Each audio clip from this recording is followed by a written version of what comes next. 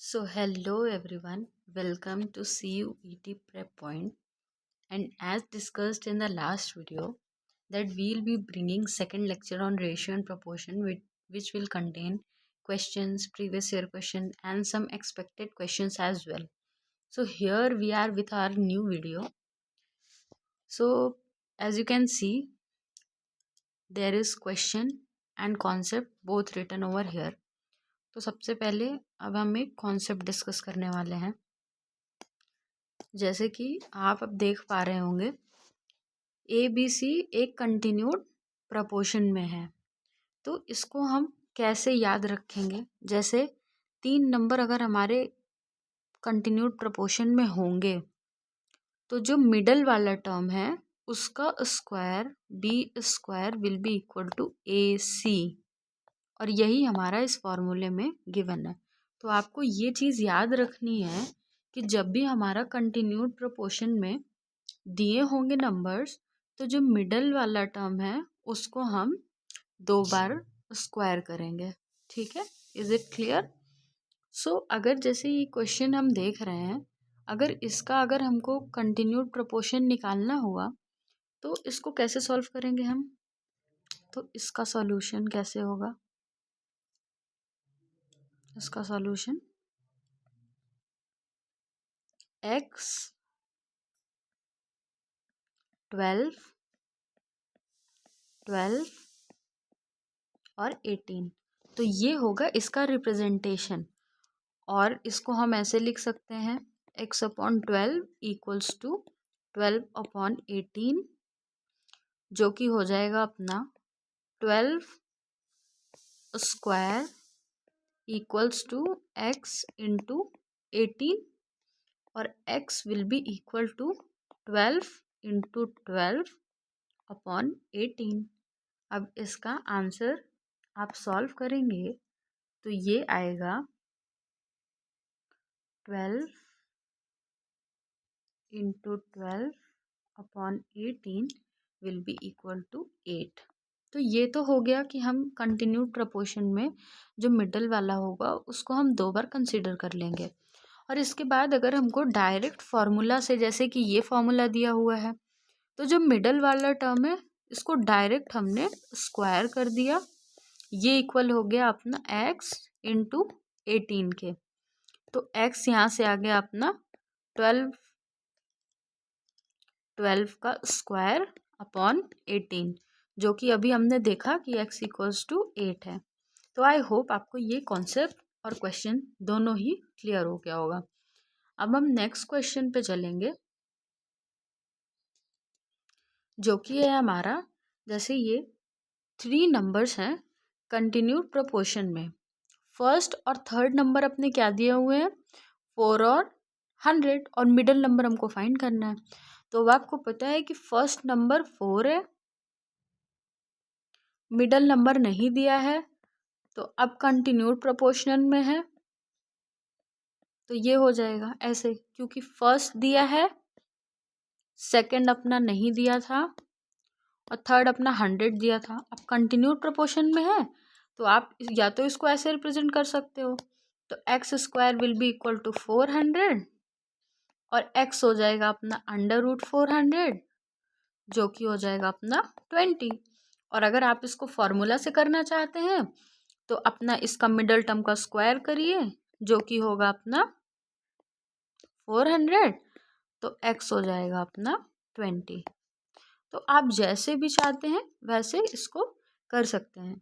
बस आपको याद ये रखना है कि फॉर्मूला में b square equals to a c होगा। अगर a b c continued proportion में है तो मिडल वाले का स्क्वायर होता है, और इसको रिप्रेजेंटेशन का तरीका ये होता है, जैसे ए बी सी दिया होता है तो ए बी और सी ये अपना रिप्रेजेंटेशन होता है। इसके बाद moving on to next question.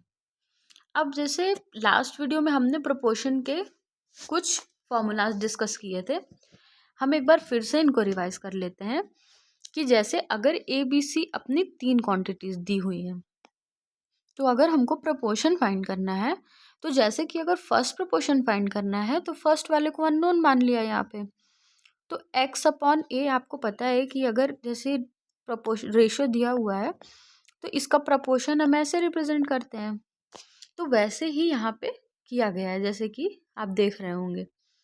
तो ये रिप्रेजेंट कर दिया अपना। तो फर्स्ट प्रोपोर्शन की वैल्यू क्या आ गई, ए बी अपॉन सी आ गई। अब वैसे ही अगर आपने को सेकंड प्रोपोर्शन निकालना है तो सेकंड वाले को एक्स एज्यूम कर लिया और इसी एक्स की वैल्यू निकाल दी, ए सी अपॉन बी हो गई।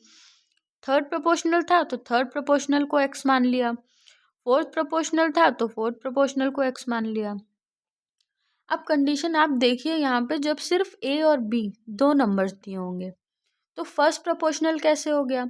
अब यहाँ पे ये कंटिन्यूड प्रोपोर्शन का केस हो गया, क्योंकि ए बी दिया हुआ है अपना और फर्स्ट प्रोपोर्शन अपने को निकालना है, तो फर्स्ट प्रोपोर्शनल को एक्स मान लिया और ये बाकी के दो ये कंटिन्यूड प्रोपोर्शन में हो गए। तो ऐसे करके एक्स अपॉन ए और ए अपॉन बी, तो एक्स हो गया अपना a square upon b. Second proportion कैसे निकाला, अब हमने जैसे दो नंबर लिए थे, अब सेकेंड प्रोपोर्शन में तो जैसे ए हुआ और सेकेंड प्रोपोर्शन वाले एक्स मानेंगे, तो जब एक्स मानेंगे तो कंटिन्यू प्रोपोर्शन में सेकेंड वाला टर्म रिपीट हो जाता है, तो ये फिर एक्स हो गया और ये बी हो गया, तो ये x square equals to a b हो गया। क्योंकि जो product of mean equals to product of extreme, ये तो होता ही है फॉर्मूला। और हमने ऊपर कंटिन्यू प्रोपोर्शन में भी क्या पढ़ा था अभी, कि अगर ए बी ए, यहाँ पे आप देखिए जैसे कि हाँ ये जैसे दिया हुआ है तो x square equals to a b होता है, अभी हमने पढ़ा था। ए बी सी दिया हो तो B square equals to a सी होता है, ये भी पढ़ा था हमने। तो यहाँ पे हमने क्या किया, x square equals to a b हो गया अपना। ठीक है, आपको ये चीज़ क्लियर है। तो ऐसे ही अपना ये मीन प्रोपोर्शन आ गया, तो एक्स होता है अंडर रूट ए बी, तो ऐसे हम अपना मीन प्रोपोर्शनल निकाल लेते हैं। अब इन एक्सप्लेनेशन के बाद कुछ और भी चीज़ें देख लेते हैं। अब जो चीज़ आपको ध्यान रखनी है वो ये देखिए कि जैसे थर्ड प्रोपोर्शनल निकालना होगा दो नंबर में, तो ए रखा बी रखा, अब सेकंड टर्म बी है तो कंटिन्यूड प्रोपोर्शन में फिर से बी हो जाएगा, लेकिन थर्ड प्रोपोर्शन तो यहाँ पे एक्स ही हुआ ना, ये तो सेकंड टर्म हो गई, फर्स्ट सेकंड थर्ड। ठीक है, तो ये कैसे आ जाएगा अपना x equals to b square upon a. आपको यहाँ पे ध्यान में ये चीज़ रखनी है कि ये 1 हो गया, ये 2 हो गया, ये 3 हो गया, तो यहाँ पे जो फोर्थ प्रोपोर्शनल होता है वो ए कॉमा बी दो नंबर में पॉसिबल नहीं होता है। तो ये सब तो आपका एक्सप्लेनेशन का पार्ट था। तो आपको मेन चीज़ याद क्या रखनी है एग्जाम पॉइंट ऑफ व्यू से, ये तो आपको मैंने समझने के लिए बता दिया। तो एग्जाम पॉइंट ऑफ व्यू से आपको सिर्फ दो चीज़ याद रखनी है कि जब ए कॉमा बी दिया होगा तो आपका मीन प्रोपोर्शनल क्या होगा, under root a b. Mean proportional होगा आपका under root a b. Third proportional होगा आपका बी स्क्वायर अपॉन ए। और जब ए बी और सी दिया होगा ना तो आपका फोर्थ प्रोपोर्शनल पूछ लेगा, क्योंकि ए बी के केस में तो फोर्थ प्रोपोर्शनल यहाँ पे एग्जिस्ट नहीं करेगा, फोर्थ यहाँ पे डज नॉट एग्जिस्ट, है ना। अब यहाँ पे फोर्थ प्रोपोर्शनल पूछेगा तो बी सी अपॉन ए, जब ए बी सी दिया है तो बी सी अपॉन ए। तो आपको सिर्फ और सिर्फ यही चीज़ें बस याद रखनी है, ये दो, ये दोनों और एक ये, बस यही दो चीज़ें आपको एग्जाम पॉइंट ऑफ व्यू से याद रखनी है और इसी के क्वेश्चन आपके मल्टीपल टाइम्स रिपीट होते हैं। तो आई होप ये एक्सप्लेनेशन पूरा ही क्लियर हो गया होगा आपको। अब मैं कुछ आपको क्वेश्चंस दे देती हूँ, जैसे कि मीन प्रोपोर्शनल ऑफ 4 and 9, और थर्ड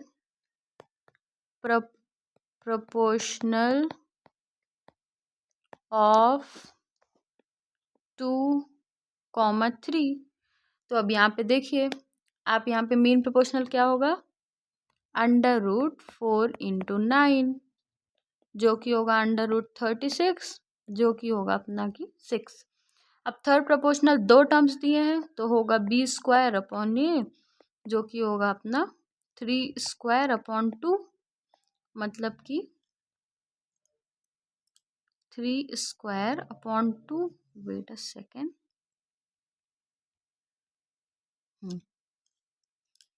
3² जो कि हो गया अपना 9/2। तो ये अपना थर्ड प्रोपोर्शनल हो गया।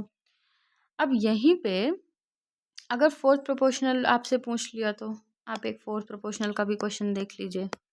जैसे फोर्थ प्रोपोर्शनल तो पूछेगा, जैसे 3, 4, 5 का पूछ लिया तो ये होगा BC/A। तो आपका क्या होगा 4 × 5/3, क्योंकि ये A, ये B और ये C हो गया। तो आई होप ये कॉन्सेप्ट आपको क्लियर